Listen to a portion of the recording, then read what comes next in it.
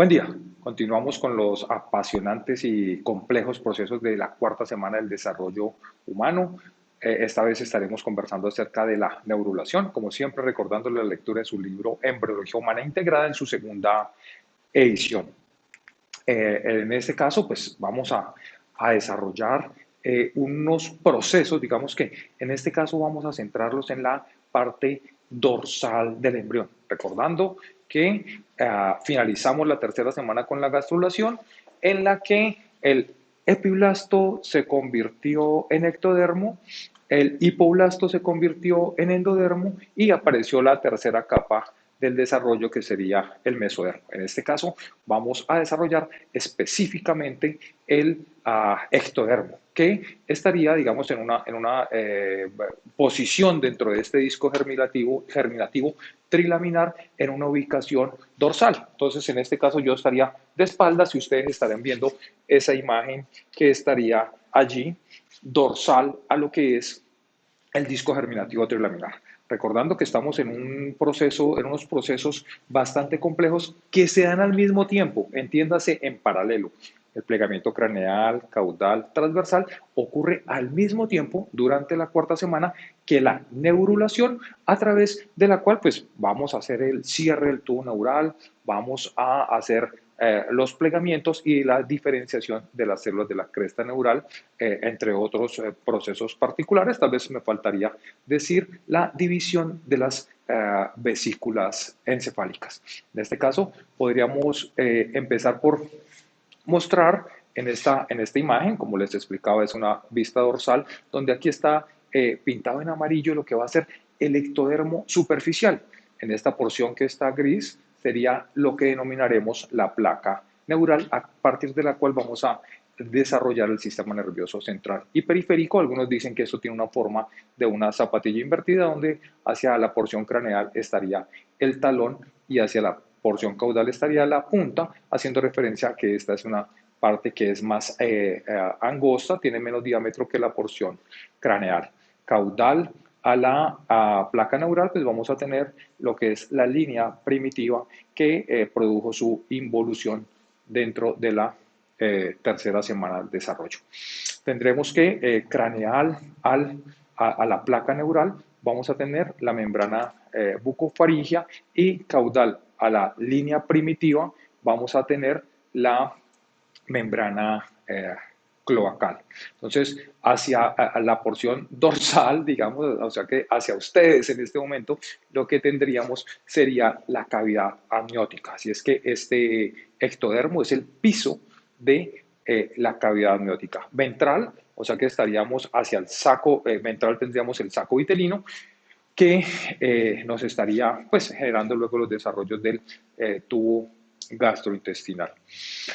Digamos que basados en estos conceptos, pues de la mano del desarrollo del ectodermo, pues tenemos debajo el mesodermo, y con una implicación directa sería el mesodermo paraxial, a través del cual nosotros vamos a desarrollar los somitas, que a su vez nos van a ayudar al desarrollo del tubo neural en el contexto de que van a producir los cuerpos vertebrales, y esos cuerpos vertebrales van a darnos la protección de la médula espinal, y en el cráneo pues nos van a formar los somitas occipitales, que nos van a ayudar a formar el cráneo. ¿Sí? Entonces, en ese contexto, también tendríamos que recalcar nuevamente ahora en este gráfico que aquí tendríamos ectodermo superficial, aquí tendríamos ectodermo neural.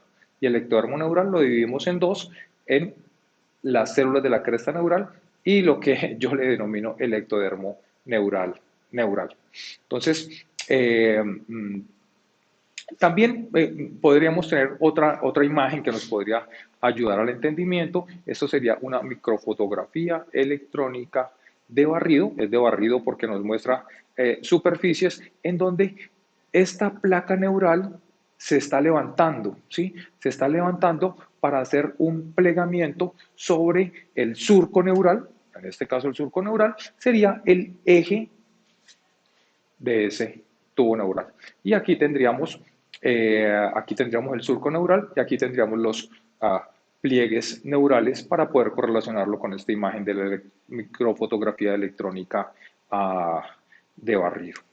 Entonces, estos procesos, digamos, en este caso que se están dando en la parte dorsal del disco germinativo trilaminar que se está convirtiendo en una estructura cilíndrica en sentido ventral para formar las cavidades torácica, abdominal y pélvica, pues en sentido dorsal está generando la neurulación y la evolución del tubo neural, pero que a su vez ese tubo neural se tiene que meter dentro de el embrión como tal. Entonces, si bien él está haciendo un desarrollo dorsal, ¿cierto? Está haciendo un desarrollo dorsal, al final se tiene que meter dentro de lo que va a ser esa estructura cilíndrica del embrión. Entonces, una parte importante que nosotros podríamos hacer referencia aquí es que ese cierre del tubo neural se nos va a producir a través de un punto de cierre específico. Para este caso, hay, digamos, un punto de cierre de inicio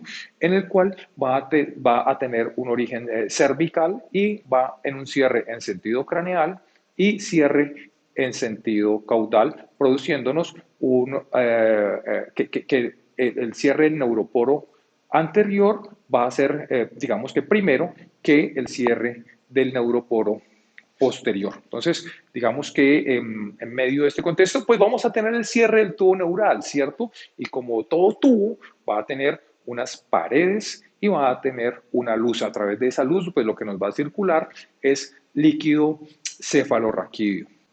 Entonces, estos procesos, digamos, que tienen, son continuos, ¿sí? Son continuos y es muy importante verlos movimiento, en movimiento.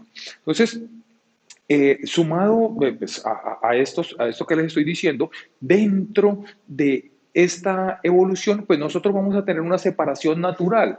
La separación del ectodermo superficial que llegaría hasta aquí, luego tendríamos el ectodermo neural, y miren cómo en la medida en que los puntos de pliegue del tubo neural pues se van acercando hasta que, digamos, se juntan, nos van a producir un ectodermo superficial que está separado del ectodermo neural que me va a quedar conformando el tubo neural. El ectodermo superficial va a quedar conformando la piel, digamos que nos va a quedar rodeando todo el embrión. En este caso, pues lo estamos viendo en su porción dorsal. Y además, esas células de la cresta neural, pues terminan separándose para formar múltiples estructuras, como veremos adelante. Entonces, en este desarrollo del ectodermo, para este caso, miren cómo hemos generado el ectodermo superficial, hemos generado el tubo neural, las células de la cresta neural y además de esto, pues se ha producido el cierre a lo largo de la extensión, digamos, de un tubo, como lo hemos dicho, hasta el cierre del neuroporo craneal y el neuroporo caudal. Entonces, en ese contexto hemos tomado un video de un canal académico de la doctora Isel García, del cual ustedes pueden observar allí el link para acceder a este y a otros videos, y el cual yo voy a explicarles todos estos procesos, pero en movimiento, lo cual nos generará un mayor entendimiento. La neurulación es un proceso continuo que ocurre entre la tercera y cuarta semana del desarrollo. Así es que aquí vemos un producto de la concepción más o menos a un día 19-20 después de la fecundación, en el cual nosotros podemos ver en color azul claro y hacia la periferia lo que vamos a denominar el ectodermo superficial, mientras que este color azul un poco más oscuro va a ser el ectodermo neural y está marcado, digamos, por estos límites celulares, en este caso generando lo que va a ser la placa neural. Hacia el polo craneal vamos a tener la membrana orofaringea y hacia el polo caudal la membrana cloacal. Un poco craneal, pero digamos que continuando en el polo caudal vamos a tener la línea primitiva y el nodo primitivo en regresión craneal a este nodo primitivo y en la línea media por debajo del ectodermo vamos a tener lo que es la notocorda, el cual es un derivado mesodérmico que nos va a generar unos límites muy particulares, porque al estar en la línea media pues nos va a crear lo que es la izquierda y la derecha. Y esto está debajo del ectodermo, en este caso el ectodermo neural, y este ectodermo neural, justo el que está, digamos, dorsal a esta notocorda, pues va a ser donde se nos va a ubicar el surco neural. Recordándole que nosotros estamos observando aquí el disco germinativo trilaminar digamos, en una vista dorsal, digamos, hacia nosotros estaría la cavidad amniótica y más allá de la pantalla estaría el saco vitelino. Entonces, en este contexto vamos a producir lo que es la neurulación y la formación, en este caso, del tubo neural. Digamos que de la mano de esto vamos a tener que debajo de este ectodermo pues va a estar el mesodermo, digamos, pintado en rojo y aquí no visto, y vamos a tener un mesodermo paraxial del cual van a salir los somitas, se van a generar los somitas, los cuales vamos a ver, digamos, con regularidad durante este video. Aquí nosotros podemos observar en este caso en particular que aquí hay ectodermo neural. Este ectodermo neural que estamos observando aquí es craneal y es donde vamos a generar las estructuras del sistema nervioso central encefálico, mientras que aquí caudal vamos a tener que hay el ectodermo que me va a generar las estructuras de la médula espinal.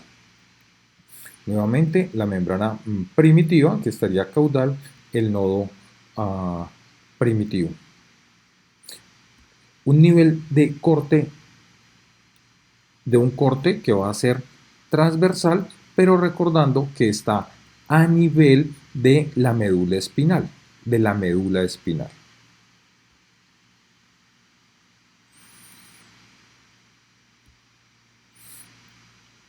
Entonces, este es un corte transversal en el cual nosotros podemos identificar varias estructuras. Digamos que en principio este color azul claro va a ser el ectodermo superficial, mientras que estos dos tonos de azul van a ser el ectodermo neural, que fue marcado por la placa neural.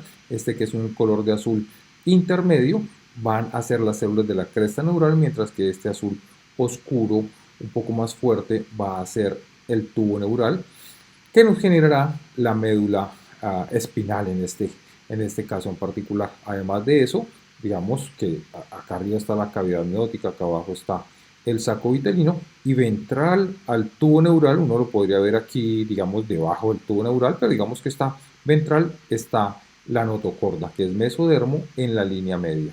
Además de eso tenemos el mesodermo paraxial, mesodermo intermedio, mesodermo lateral.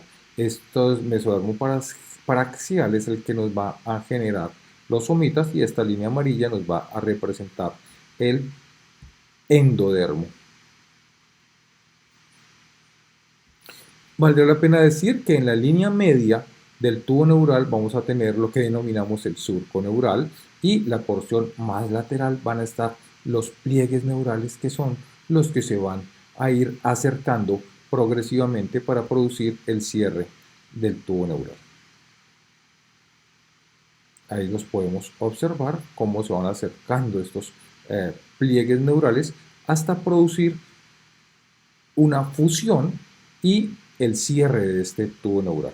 Además, digamos que dentro de este proceso de la neurulación, en el cual se genera un tubo neural ahora cerrado, como su nombre lo indica, un tubo, pues está conformado por unas paredes del tubo y una luz al interior del tubo. Además, digamos que de esta formación, pues vamos a tener una separación de lo que es el ectodermo superficial en azul claro, de las células de la cresta neural y del ectodermo neural que me va a generar el tubo neural. Entonces digamos que esa separación de ese ectodermo en esas tres líneas celulares hace parte de los procesos que nosotros denominamos neurulación.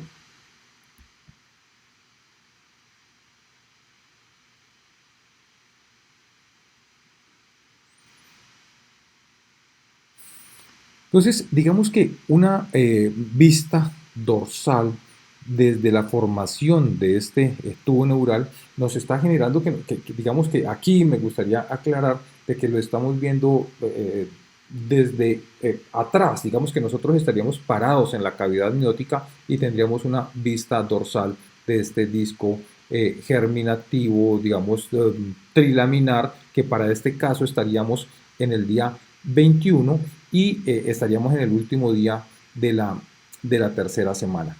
Además de eso, tendríamos que decir que ya se nos están observando los tres primeros somitas que son derivados del mesodermo paraxial, y valdría la pena también recalcar que aquí no están pintados de rojo porque ellos estarían debajo, en este caso, de este ectodermo superficial, que estaría en en un color de azul un poco más claro que el color del ectodermo neural.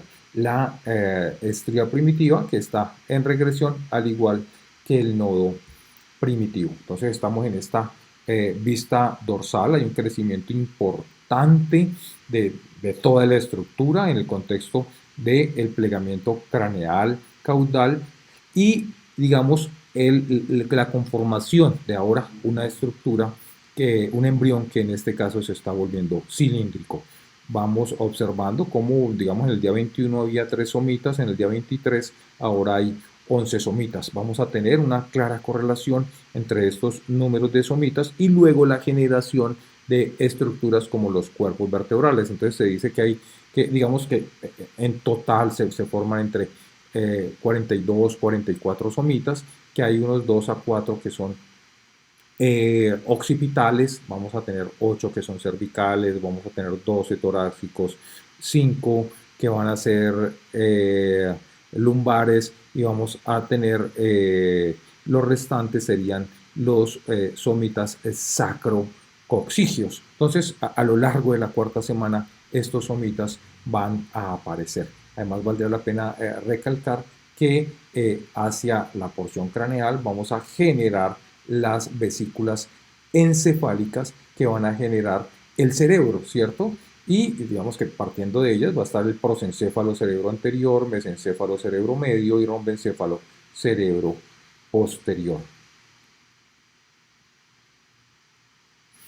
Entonces, este cierre del tubo neural, digamos que aparece un primer punto de cierre, tal vez no lo dije anteriormente, a nivel cervical. Y de allí hay una continuidad de cierre de tubo neural en sentido craneal y en sentido caudal, como si fuera una cremallera que va cerrando hacia, digamos, la cabeza en sentido craneal, y en este caso hacia la porción sacrocoxigia en sentido caudal.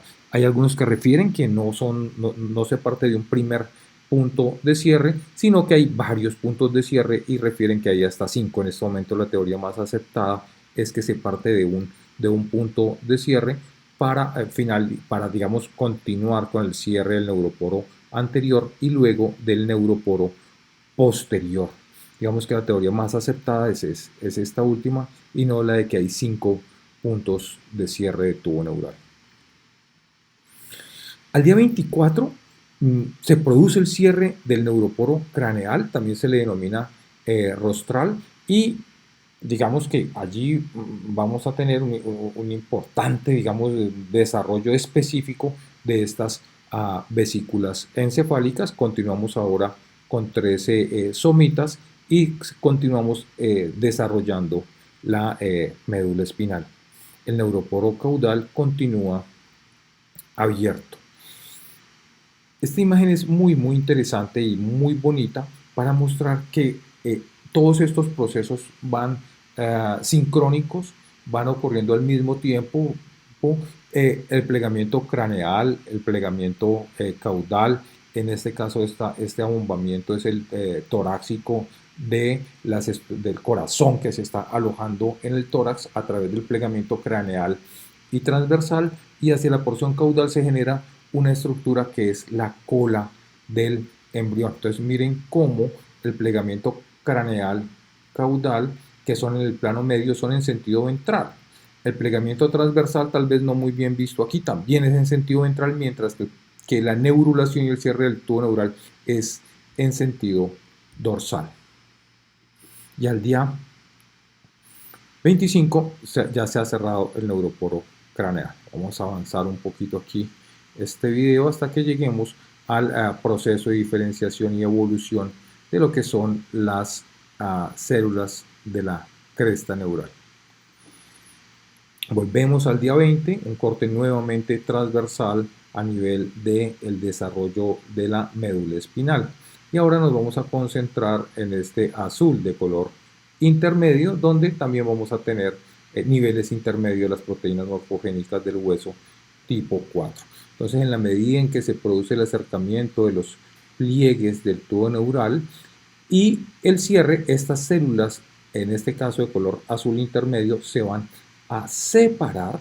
Esas son las células de la cresta neural y van a tener unos procesos de migración. Entonces ellos tienen una vía, digamos, dorsal de migración, otra vía ventral de migración, y estas células de la cresta neural van a tener una importante, digamos, función para lo que es la conformación de diferentes estructuras en todo el embrión y específicamente en el ser humano. Vamos a mostrar un poco aquí ese desarrollo. Entonces allí estamos viendo cómo ellas pueden migrar.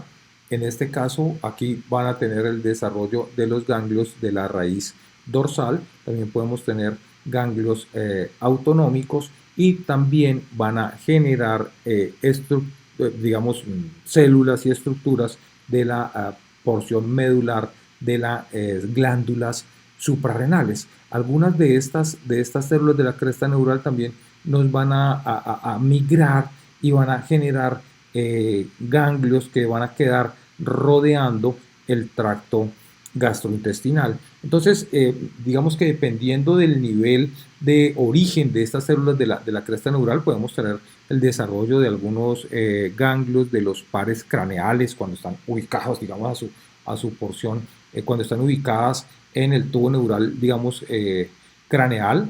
También nos pueden ayudar a conformar estructuras de los huesos de la cara e inclusive desarrollo de estructuras cardíacas, entre otras estructuras.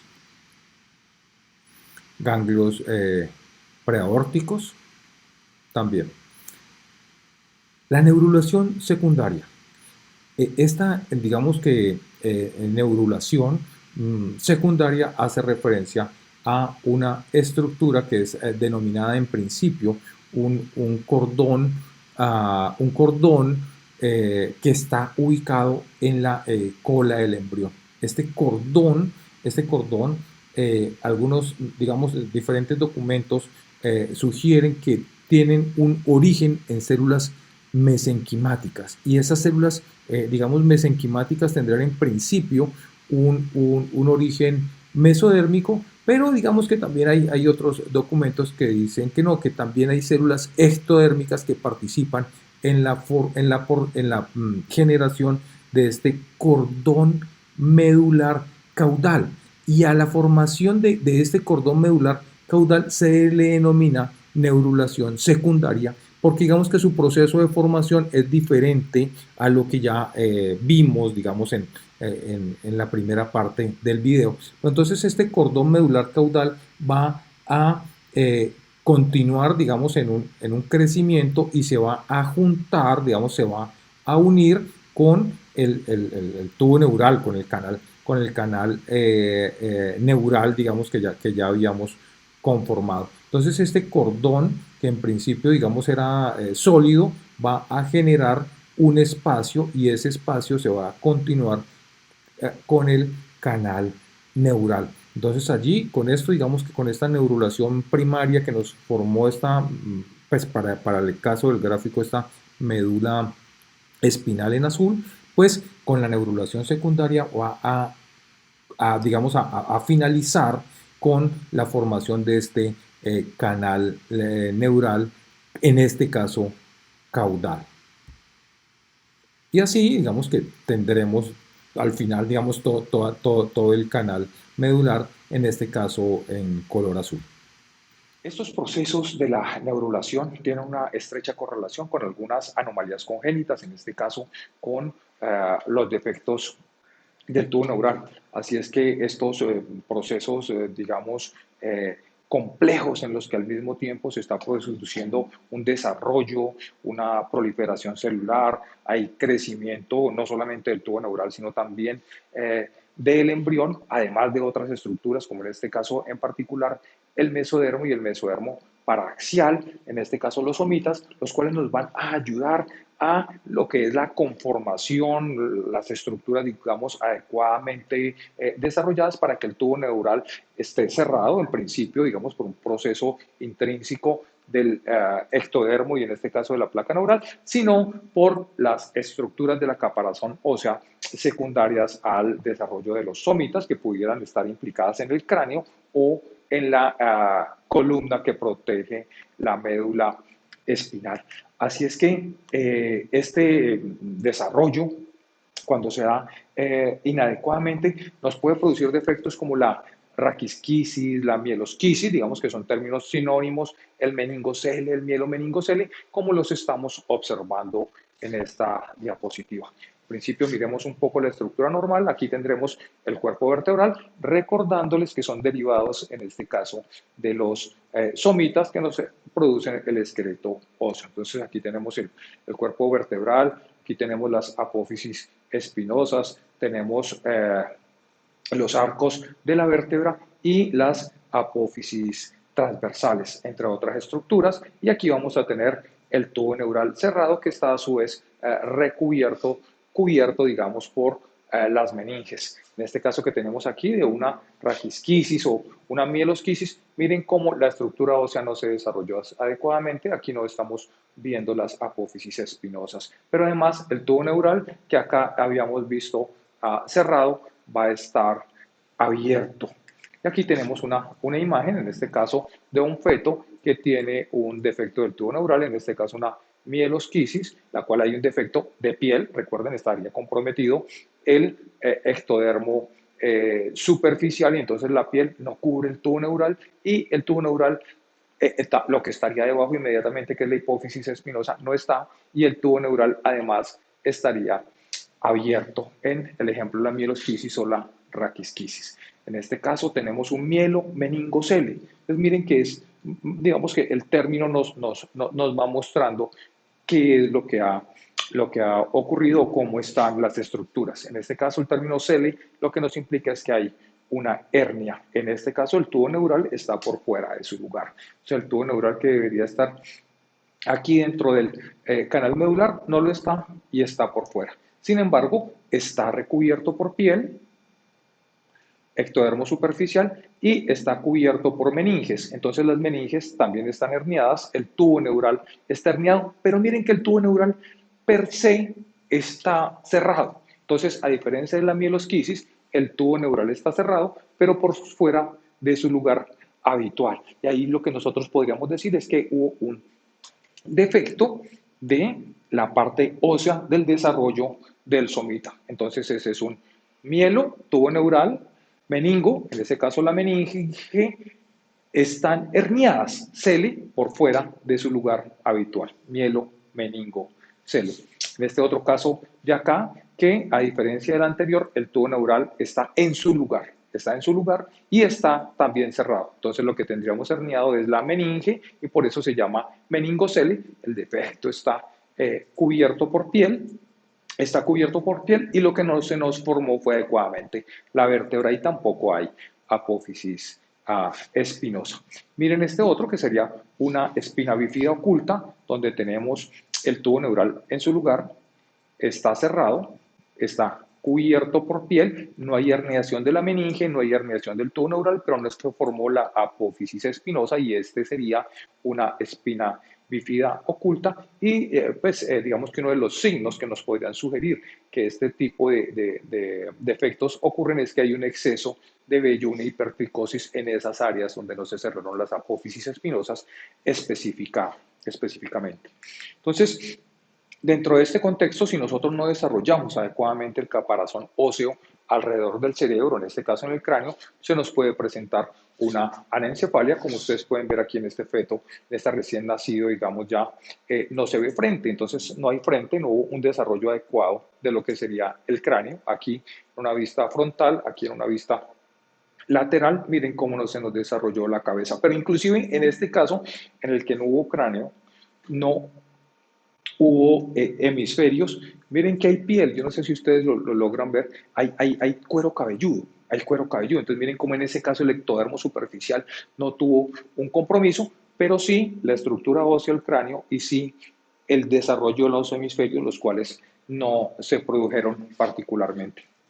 En este caso tenemos un encefalocele en el cual hay un defecto del cráneo, hay tejido de los hemisferios a través de el occipital y dentro de esta bolsa vamos a tener tejido neural en lo que sería un encefalocele. Aquí tendríamos una craneoraquisquisis, que lo que nos quiere decir es que el tubo neural no se cerró en el cráneo, ni en la médula. Entonces tenemos que es un defecto donde el tubo neural en la médula y en el encéfalo está abierto. Además, tampoco se produjo un adecuado desarrollo de las estructuras óseas que lo protegen, el cráneo y allí la columna. Aquí podríamos observar un gran defecto toracolumbar, en donde tampoco, y esta también sería una raquisquisis, entonces no se desarrollaron adecuadamente las vértebras y eso nos produce una escoliosis severa secundario al no buen desarrollo de las vértebras y además el tubo neural está abierto. O sea que a ustedes de pronto les cuesta un poquito de trabajo observar, pero aquí en un defecto del tubo neural alto en la columna, esto sería torácico pero alto, hay meninge que está recubriendo el defecto, pero no hay piel. Entonces nosotros podríamos allí tener un mielo meningocele. En el defecto está herniada la meninge, está herniado el tubo neural, pero el tubo neural está cerrado a ese nivel. Y en este de acá es una iniencefalia, en el cual nosotros vamos a tener una hiperextensión de la cabeza y hay una continuidad entre un defecto óseo del cráneo y un defecto óseo de la columna. Este caso inclusive está publicado en la literatura, pueden buscarlo con relativa facilidad, lo pueden encontrar poniendo como palabras claves iniencefalia y autor Wilmar Saldarriaga y tenemos un par de casos publicados con esta estructura. Miren cómo la cabeza está pegada a la espalda, en este caso el occipital a la columna y allí hay procesos de continuidad Entonces, aquí les he mostrado defectos del tubo neural en diferentes niveles, en diferentes grados, donde se muestra cómo el no cierre adecuado del tubo neural, el no conformación adecuada de la estructura ósea, cuerpos vertebrales y cráneo, nos producen a estos graves defectos, graves anomalías congénitas, en este caso, defectos del tubo neural. Digamos que para complementar lo que hemos visto a lo largo del video, tendríamos que hablar un poco de lo que es la regulación molecular de la neurulación con una molécula estrella, en este caso los factores de crecimiento fibroblástico como iniciadores de estos procesos, recordándoles un poco sobre este gráfico en el cual nosotros tenemos una placa neural que nos diferencia el ectodermo superficial del ectodermo neural. Aquí tendríamos el ectodermo neural donde vamos a tener las células de la cresta neural en este color azul un poco de color azul intermedio. Aquí tenemos un azul un poco más oscuro, tal vez de color gris, donde estaría el tubo neural. Aquí dijimos las células de la cresta neural y acá en este azul mucho más claro sería el ectodermo superficial y en estos procesos que ya hemos explicado hasta la diferenciación digamos fisiológica, embriológicamente correcta, ectodermo superficial, color claro, azul claro, color azul intermedio las células de la cresta neural y tubo neural en el color gris, en el color, digamos, gris o azul oscuro. Aquí tendríamos la notocorda. Entonces, para que esto se nos dé adecuadamente, lo que vamos a tener es que hay una comunicación entre células a través de moléculas y se van a establecer unos límites que en principio uno los refiere prácticamente anatómicos como ectodermo superficial, ectodermo neural, placa neural, pero para que estos límites se den debe haber una señalización molecular que es la que nos va a producir estos límites. Entonces, en principio, nosotros vamos a tener que los factores de crecimiento fibroblástico nos van a producir una elevación de la molécula de la nogina, que más la otra molécula que es la de la cordina, nos van a producir que se nos disminuyan los niveles de las proteínas morfogénicas del hueso. Entonces, digamos que en principio, en el prosencéfalo y mesencéfalo, que son las estructuras craneales del tubo neural, se nos producen estos cambios moleculares. ¿Cuál es el cambio? El cambio molecular específico es la disminución de los niveles de la proteína morfogénica del hueso en la porción central, en este caso la línea media del ectodermo, y en este caso en la porción craneal se nos van a desarrollar estas vesículas encefálicas que, como dijimos antes en el video del prosencéfalo, me va a generar los hemisferios y la línea media.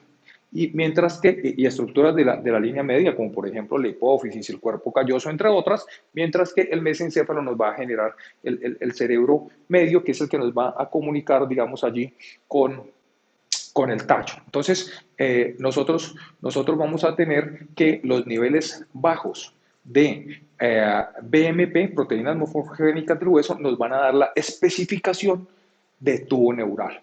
En ese mismo contexto, cuando nosotros tenemos niveles altos de esos BMP, lo que se nos va a desarrollar es ectodermo superficial.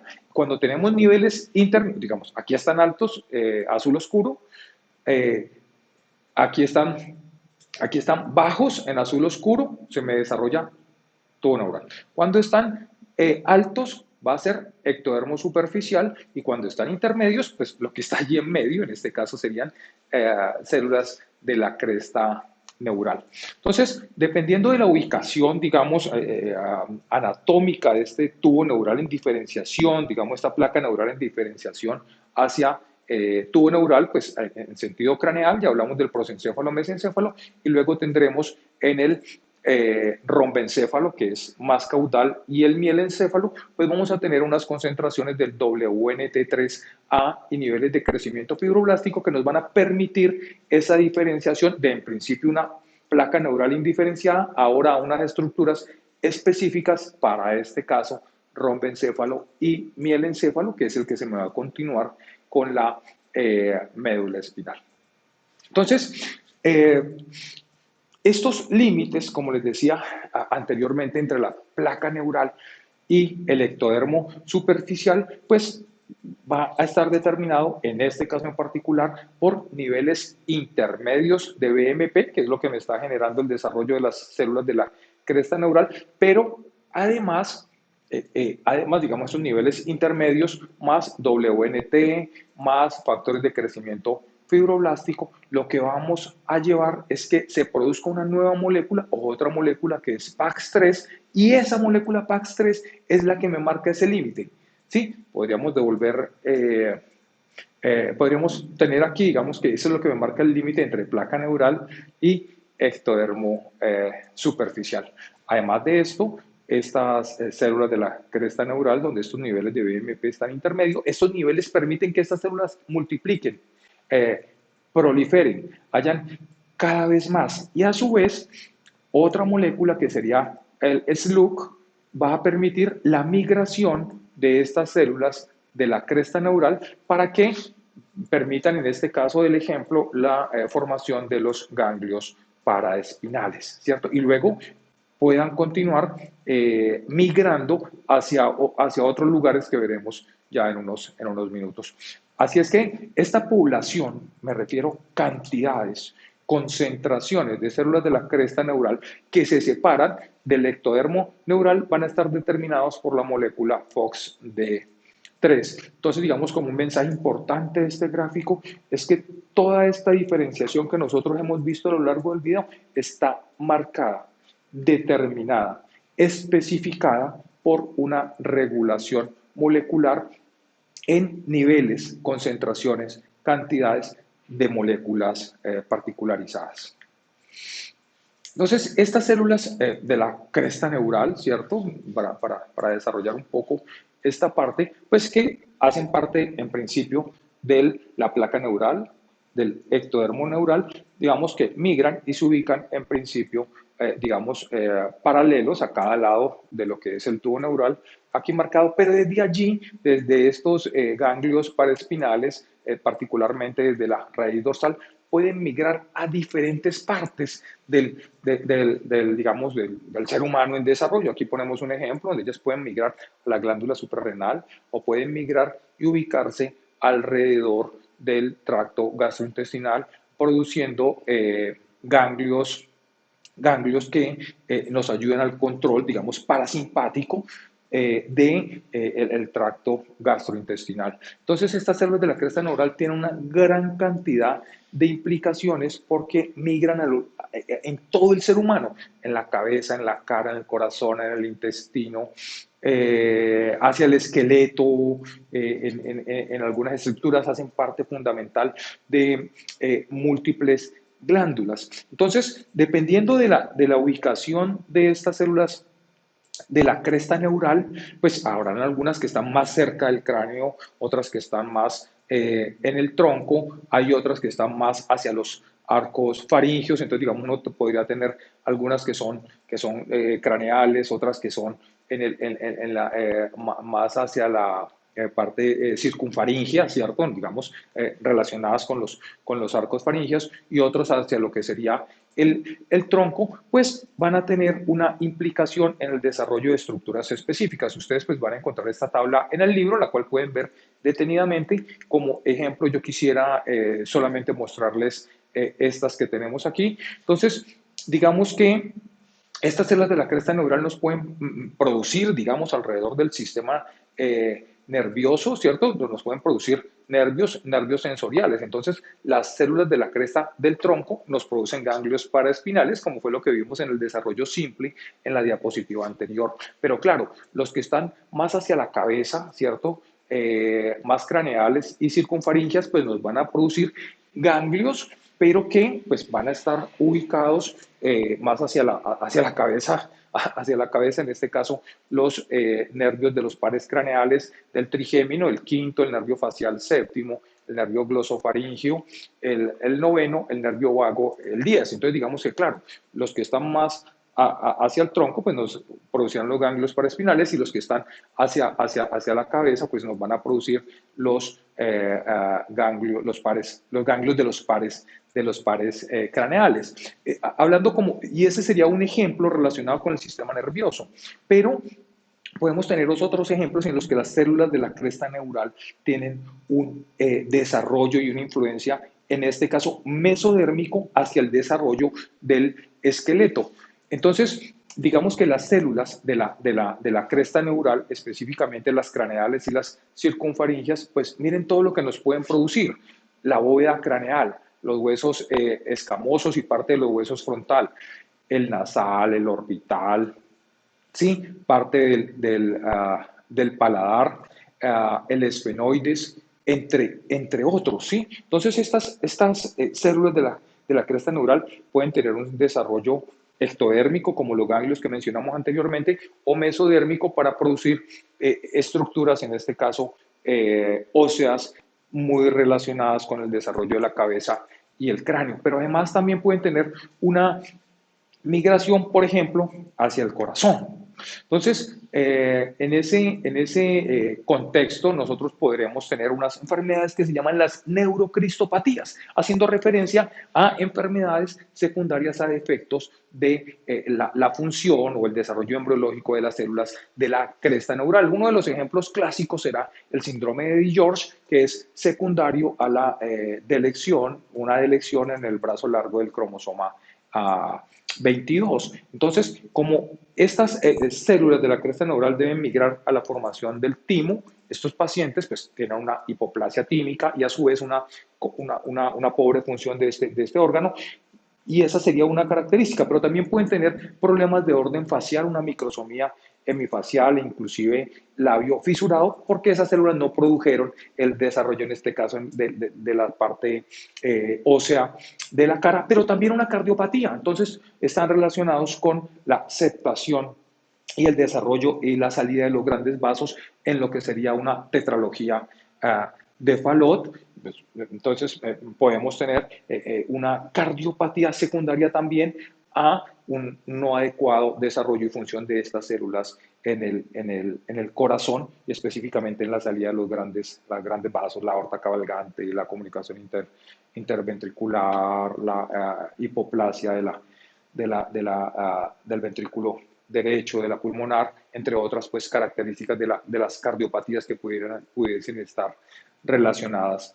Aquí, digamos que otras que digamos relacionadas con la proliferación, el ejemplo que tenemos aquí en el libro y en la diapositiva es un caso de una neurofibromatosis donde se empiezan a producir unos tumores, ¿cierto? Que pueden ser no tan grandes, algunos pueden ser grandes, ¿cierto?